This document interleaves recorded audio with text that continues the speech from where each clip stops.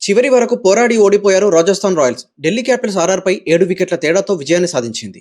చేతులారా గెలిచే మ్యాచ్ని ఓటమి పాలు చేసుకున్నారు ఆర్ఆర్. వైభవ్ సూర్యవంశులు సింగిల్ డిజిట్తోనే అవుట్ కావడంతో కెప్టెన్ రియాన్ పరాగ్ రంగంలోకి దిగి 90 పరుగులు చేసినా లాభం లేకపోయింది. ఈ మ్యాచ్ గెలుపుతో ఢిల్లీ క్యాపిటల్స్ పాయింట్ల పట్టికలో 8 పాయింట్లతో 6వ స్థానానికి చేరారు. ఒకవేళ ఈ మ్యాచ్ని రాజస్థాన్ రాయల్స్ గెలుచుంటే పాయింట్ల పట్టికలో నెంబర్ 1 స్థానానికి చేరేది. డీసీ మొత్తానికి ఆర్ఆర్ని వెనక్కి లాగేసింది.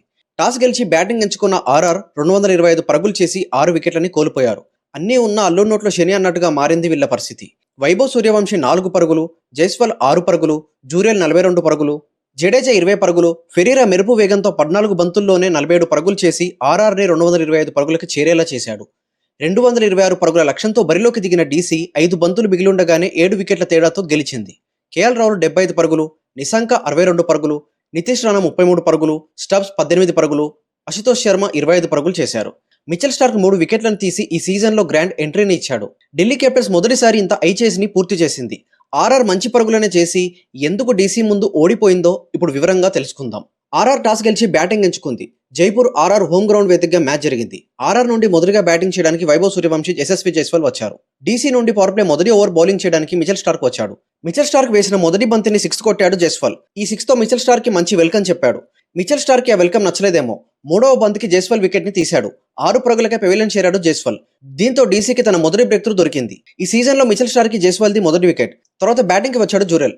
1.5 ఓవర్ల దగ్గర వైభవ్ సూర్యవంశి వికెట్ పక్కా ప్లానింగ్ తో డీసీ సాధించింది.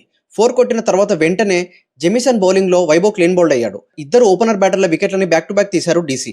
తర్వాత బ్యాటింగ్ కి వచ్చాడు రియాన్ పరాగ్. పవర్ ప్లే పూర్తయ్యేసరికి ఆర్ఆర్ 56 పరుగులు చేసి 2 వికెట్లను నష్టపోయారు. జూరెల్, రియాన్ పరాగ్ ఇద్దరు కలిసి మంచి పార్ట్నర్షిప్ ని బిల్డ్ చేశారు. పార్ట్నర్షిప్ ని బ్రేక్ చేయడానికి ప్రయత్నం చేస్తూనే ఉన్నారు డీసీ. 10 ఓవర్లు పూర్తయ్యేసరికి 91 పరుగులు చేశారు. 10.3 ఓవర్ల దగ్గర రియాన్ పరాగ్ ఈ సీజన్లో తన మొదటి హాఫ్ సెంచరీని పూర్తి చేశాడు. 32 బంతుల్లో 50 పరుగులు చేశాడు. రియాన్ పరాగ్ ఈ మ్యాచ్ లో మంచి బ్యాటింగ్ చేస్తున్నాడు. ఛాన్స్ దొరికినప్పుడల్లా 6లతో 4లతో చెలరేగుతున్నాడు పరాగ్. 11.4 ఓవర్ల దగ్గర జూరెల్ తన వికెట్ ని కోల్పోయాడు. 30 బంతుల్లో 42 పరుగులు చేసి అక్షర్ పటేల్ బౌలింగ్ లో స్టబ్స్ పట్టిన క్యాచ్తో వెనుదిరిగాడు. దీంతో 90కి పైగా ఉన్న పార్ట్నర్షిప్ బ్రేక్ అయింది. తర్వాత బ్యాటింగ్ కి వచ్చిన జడేజా మంచిగా ఆడుతూ 16.2 ఓవర్ల దగ్గర తన వికెట్ ని కోల్పోయాడు. 14 బంతుల్లో 20 పరుగులు చేసి మిచెల్ స్టార్క్ బౌలింగ్ లో అశుతోష్ పట్టిన క్యాచ్తో వెనుదిరిగాడు. తర్వాత బ్యాటింగ్ కి వచ్చాడు ఫెరీరా. 16.4 ఓవర్ల దగ్గర రియాన్ పరాగ్ తన వికెట్ ని కోల్పోయాడు. 50 బంతుల్లో 90 పరుగులు చేసి మిచెల్ స్టార్క్ బౌలింగ్ లో అక్షర్ పటేల్ పట్టిన క్యాచ్తో అవుట్ అయ్యాడు. కెప్టెన్ పరాగ్ అద్భుతమైన బ్యాటింగ్ చేశాడు చాలా రోజుల తర్వాత బ్యాటింగ్ కి వచ్చాడు Shivam Dube. Mitchell Starc set అయి ఉన్న ఇద్దరు బ్యాటర్ని ఒకటే ఓవర్లో అవుట్ చేసి 50 పరుగుల పార్ట్నర్షిప్ ని బ్రేక్ చేశాడు. 19.1 ఓవర్ల దగ్గర శుభన్ దుబే 6 పరుగులు చేసి నటరాజన్ బౌలింగ్ లో అవుట్ అయ్యాడు. 342 స్ట్రైక్ రేట్తో ఫెరీరా విధ్వంసకర బ్యాటింగ్తో ప్రత్యర్థి టీంపై మెరుపు దాడి చేసి కేవలం 14 బంతుల్లో 47 పరుగులు చేసి 6 సిక్స్లతో 2 ఫోర్లతో ఊచకోత కోశాడు. 20 ఓవర్లు పూర్తయ్యేసరికి ఆర్ఆర్ 225 పరుగులు చేసి 6 వికెట్లని కోల్పోయారు. 226 పరుగుల లక్ష్యాన్ని డీసీకి ఇచ్చారు ఆర్ఆర్. డీసీ నుండి మొదటిగా బ్యాటింగ్ చేయడానికి కేఎల్ రాహుల్, నిశాంక వచ్చారు. డీసీ డేవిడ్ మిల్లర్ ని డ్రాప్ చేసి నిశాంకని తీసుకున్నారు. ఆర్ఆర్ నుండి పవర్ ప్లే మొదటి ఓవర్ బౌలింగ్ చేయడానికి ఆర్చర్ వచ్చాడు. నిశాంక 4తో 6తో తన బౌండరీల ఖాతాని మొదలు పెట్టాడు. సెకండ్ ఓవర్లో మొదటి బంతికి కేఎల్ రాహుల్ 4తో తన బౌండరీల ఖాతాని ఓపెన్ చేశాడు. నిశాంక మొదటి బంతి నుండే చెలరేగుతూ ఆడుతున్నాడు. వరుసగా 6లతో 4లతో దంచి కొడుతున్నాడు. కేఎల్ రాహుల్ కూడా అవకాశం దొరికినప్పుడల్లా బౌండరీని సాధిస్తున్నాడు. పవర్ ప్లే చివరి బంతికి నిశాంక తన హాఫ్ సెంచరీని పూర్తి చేశాడు. 23 బంతుల్లో 50 పరుగులు చేశాడు. పవర్ ప్లే పూర్తయ్యేసరికి డీసీ 70 పరుగులు చేసి 1 వికెట్ ని కూడా నష్టపోలేదు. డీసీ చాలా రోజుల తర్వాత 100 పరుగుల పార్ట్నర్షిప్ ని పూర్తి చేశారు. నిశాంకాని, కేఎల్ రాహుల్ ని ఏ బౌలర్లు వచ్చినా కూడా ఆపలేకపోతున్నారు. ఇక రంగంలోకి దిగిన జడేజా 9.3 ఓవర్ల దగ్గర నిశాంకాని ఎల్బీడబ్ల్యూ చేశాడు. 33 బంతుల్లో 62 పరుగులు చేసి నిశాంక వెనుదిరిగాడు.